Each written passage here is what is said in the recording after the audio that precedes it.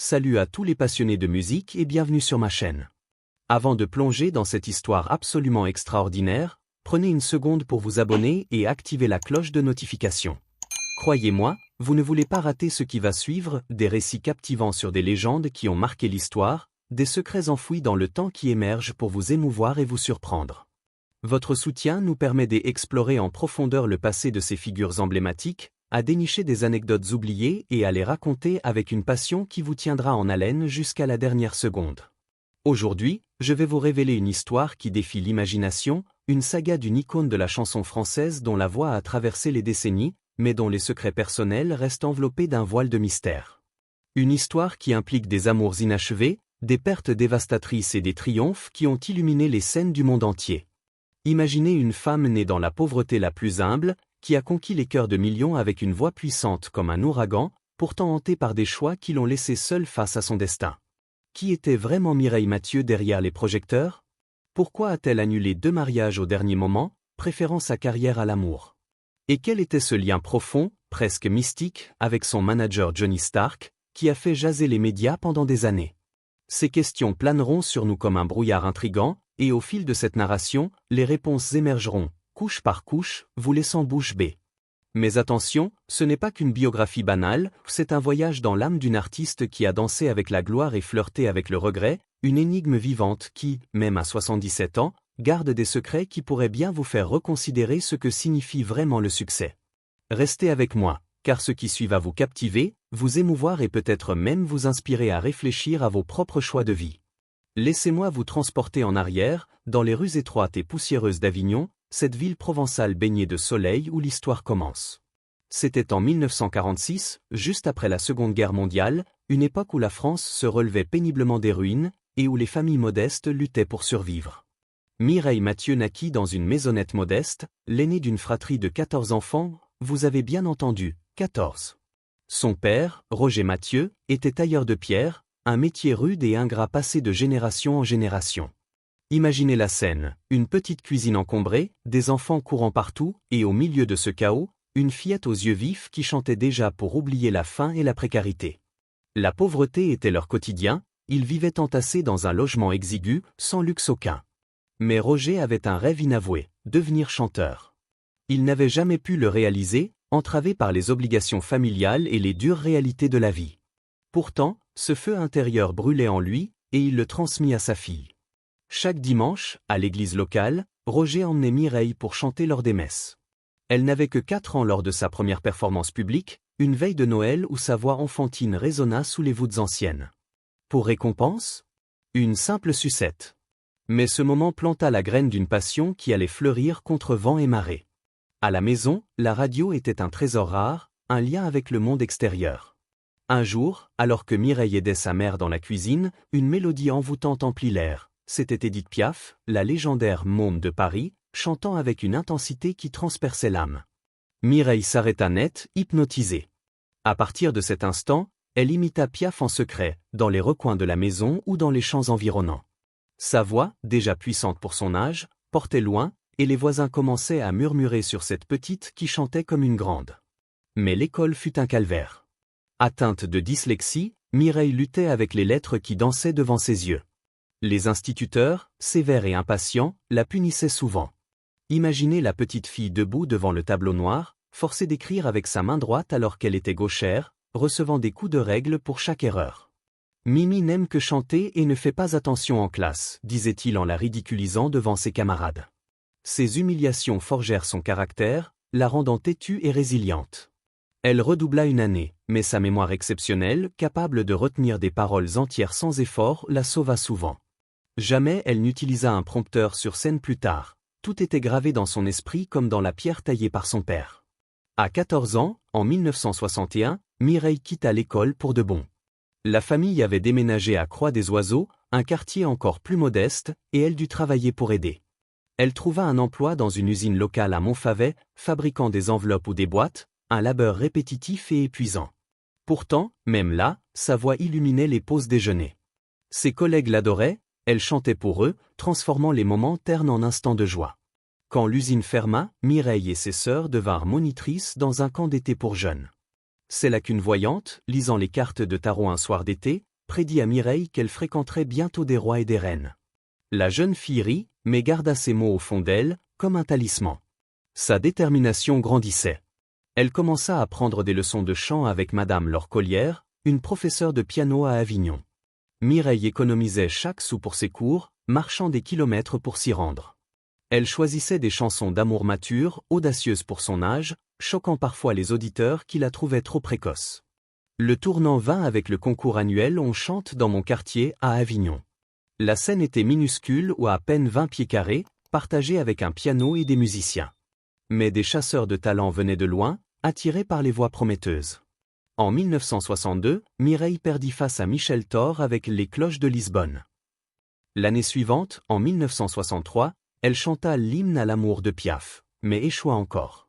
Ces défaites la blessèrent, mais la rendirent plus forte. En 1964, elle revint avec La vie en rose, un autre classique de Piaf, et triompha enfin. Le prix ? Un voyage à Paris pour auditionner au Jeu de la chance, un concours télévisé populaire où les amateurs chantaient pour les votes du public. Raoul Colombe, le maire adjoint d'Avignon, organisa tout, couvrant les frais de train. Vêtue de noir comme son idole, Mireille mit tout son cœur dans l'audition. Mais son accent provençal fit rire les Parisiens snobs, et sa dyslexie la fit bafouiller. Pourtant, quelque chose en elle brillait. Un an plus tard, en 1965, Raoul Colombe, devenu son premier manager, l'ajouta à la liste des concerts d'Enrico Macias. C'est là qu'elle rencontra Johnny Stark, un homme aux manières raffinées, presque américaines, d'où son surnom l'Américain. Stark vit en elle un diamant brut. Il la signa, mais avec un avertissement, « Rappelle-toi que tu es débutante. Je vais travailler comme un forcené, je ne te passerai rien, je serai impitoyable. » Réfléchis, il est encore temps de dire non. Mireille accepta, prête à tout. Stark la confia à Paul Moria pour apprendre à moduler sa voix, à ne pas crier. Suivirent des répétitions épuisantes, des séances photos, des interviews, Stark supervisait tout. Elle prit des cours de musique, de chant, de danse, de français et d'anglais. Stark insista, le succès n'est pas un miracle, c'est du travail. En novembre 1965, Mireille eut sa chance à Paris. Après des mois d'attente, elle se produisit dans Son Parade et apparut en direct au Jeu de la chance. Sa performance électrisa l'audience. Contre Georgette Lemaire, la championne en titre, les votes furent serrés. Stark intervint, la préparant pour la victoire la semaine suivante. Ensemble, ils formèrent une équipe imbattable. Mireille se rappelait, « Paris me semblait la fin du monde. Je n'avais jamais pris le train ni vu une caméra. » Stark déclara, « Elle a tout à apprendre, comment marcher, respirer, articuler. Mais personne ne doit interférer avec cette voix. » Après cette prestation consécutive à Télé Dimanche, elle chanta à l'Olympia de Paris, propulsée au rang de star. La presse la surnomma la Piaf d'Avignon ou le Moineau d'Avignon. Mais Mireille luttait avec l'imitation de Piaf. Stark la força à arrêter, ne plus écouter Piaf. Tu n'es pas elle. Exprime-toi. Il collabora avec André Pascal et Paul Moria pour créer des chansons sur mesure, Mon Credo, Viens dans ma rue, La Première Étoile. Son premier album live de l'Olympia fut un triomphe. Barclay, sa maison de disques, contrôlait 40% du marché pop français fin des années 60. Le succès s'étendit au monde. Mireille chanta au London Palladium devant la reine Elisabeth II, ou Ed Sullivan Show aux États-Unis, croisant Elvis Presley, Dean Martin, Frank Sinatra. Elle s'adaptait à chaque pays, chantant en plusieurs langues. En 1966, lors d'une tournée épuisante, Stark lui annonça en voiture, « Tu es sans dette et vaux plus d'1 million de francs. » Son rêve se réalisait, elle acheta une voiture pour l'entreprise de son père, une grande maison pour sa famille, et un téléphone, plus besoin d'aller à la pharmacie pour appeler. Son seul regret, ne pas avoir vu sa grand-mère Germaine avant sa mort, à cause des tournées. Les années 70 et 80 furent un tourbillon. En 1968, un accident de voiture lui fractura une vertèbre. Pendant sa convalescence, une lettre de menace arriva, on t'aura la prochaine fois. En 1971, Stark signa avec Philips, entraînant un procès avec Barclay. Stark eut un infarctus en 1972, mais son dévouement ne faiblit pas. Mireille fonda Abilène Music en 1974 et Abilène Disc en 1986, gérée par ses sœurs. En 1986, elle fut l'une des premières occidentales à se produire en Chine, un événement historique diffusé en France. Mais derrière la gloire, des mystères personnels. Sa vie amoureuse restait inachevée. À 77 ans, elle vivait avec sa sœur, sans mari ni enfant, considérant ses neveux comme les siens. Johnny Stark, son manager, fut au centre des rumeurs. Était-ce plus qu'une relation professionnelle? Stark gérait tout, spectacle, disques, même ses tenues, le collier, la coupe au carré iconique. Mireille dit, Johnny Stark est mon merveilleux ange. Il a vécu pour moi et j'ai vécu pour lui. Elle annula 2 mariages. Dans les années 80, fiancée à un riche homme d'affaires, elle rompit 3 jours avant la cérémonie quand il suggéra qu'elle arrête sa carrière pour élever des enfants.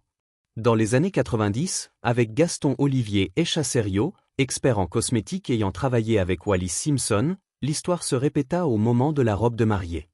Les détails restent secrets, ajoutant au mystère. La mort de Stark en 1989 fut dévastatrice. Crise cardiaque due au stress. Mireille sombra en dépression, affrontant une succession complexe et des complications financières. Il fallut des années pour tout résoudre. Elle dit, c'était l'une des périodes les plus sombres de ma vie. Sa sœur Monique emménagea avec elle à Neuilly-sur-Seine, lui offrant du soutien. Mireille prit le contrôle de sa carrière, renvoyant Nadine Joubert après des malversations. J'ai réalisé que des gens en qui j'avais confiance ont volé mon argent. J'ai renvoyé tout le monde. Monique devint sa directrice commerciale. Malgré tout, Mireille prospéra. Retour triomphant au Palais des Congrès en 1990. Album dédié à Piaf, comme Mireille Mathieu chante Piaf, vendu à plus de 100 000 exemplaires. En 1995, vous lui direz avec des sons contemporains. Fin les années 90, allez Nurenspiel introduisant des styles modernes. Elle chanta devant des souverains, des présidents, du peuple simple. C'est comme ça que je les aime, disait-elle. Aujourd'hui, à 77 ans, Mireille annonce sa tournée d'adieu en 2025, Goodbye My Love Goodbye, une chanson sentimentale interprétée avec Peter Alexander et Florian Silberazan. Elle visitera l'Europe germanophone, connectant une dernière fois avec ses fans. Dans Bild, elle dit « La vie d'un artiste touche à sa fin ». Elle a vendu 190 millions de disques, influençant au-delà de la France. Ses secrets de longévité, alimentation saine, pas de tabac, un verre de champagne occasionnel, éviter le soleil. Je me sens complètement usé et je ne me sens pas du tout âgé de 78 ans. J'apprécie tout ce qui est frais et nouveau. Je chante 1 heure chaque jour. Après la tournée, elle vivra à Paris et Avignon, été sur la Côte d'Azur. Peut-être des concerts occasionnels, mais les grandes tournées sont finies. Son héritage, une voix puissante, des performances émouvantes, une résilience face aux pertes. Elle a vécu son rêve, rencontré des fascinants, vu le monde. Et vous, qu'en pensez-vous? Croyez-vous qu'elle a fait le bon choix en priorisant sa carrière? Partagez dans les commentaires, likez cette vidéo pour montrer votre appréciation. Et n'oubliez pas, abonnez-vous pour ne rien manquer des prochaines histoires qui exploreront d'autres légendes avec la même profondeur et passion.